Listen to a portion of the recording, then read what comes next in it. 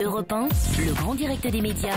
C'est tout comme. L'évolution des rapports entre François Hollande et la presse, Bastien Millot. Eh oui, mon cher Jean-Marc, avec ces débats enflammés, voilà 1 mois et demi que François Hollande a été élu. Il n'est déjà plus l'élu du cœur de tout le monde. La presse se montre moins bienveillante et les critiques se font plus vaillantes qu'au lendemain de l'élection. Ainsi, Le Point et l'Express, on en parlait, ont tous deux publié des unes assez opportunes ou pointent même un soupçon de rancune.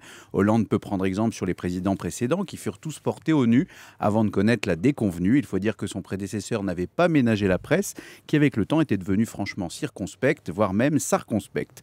Tout avait pourtant bien commencé pour le président normal, fin connaisseur de l'écosystème médiatique. Il s'était mis la presse dans la poche pour éviter toute poche de résistance. Ses manœuvres à droite ont séduit à gauche. Un sondage a même révélé, Jean-Marc, qu'il avait obtenu la majorité des votes des journalistes, certains d'entre eux faisant même preuve d'une ardeur dévote. La première à faire mentir cette belle campagne fut sa compagne. La première dame fut à l'origine du premier ramdam médiatique avec son tweet aussi vachard que revanchard. Les médias s'en sont donnés à cœur joie sur cette histoire de cœur et de soutien à contre-cœur. Mais François Hollande n'est pas homme à se laisser faire par la presse. Tout à fait. Pour preuve, lors du G20 organisé à Los Cabos, il a remis l'escabeau pour escalader la hiérarchie mondiale. C'est bien connu qu'il veut aller loin ménage sa stature. On peut aussi mettre à l'actif du gouvernement une relative absence de couac, quoi qu'en disent les médias. François Hollande a également prévu de renouer avec la traditionnelle interview du 14 juillet. Depuis Sarkozy, cette intervention était révolue.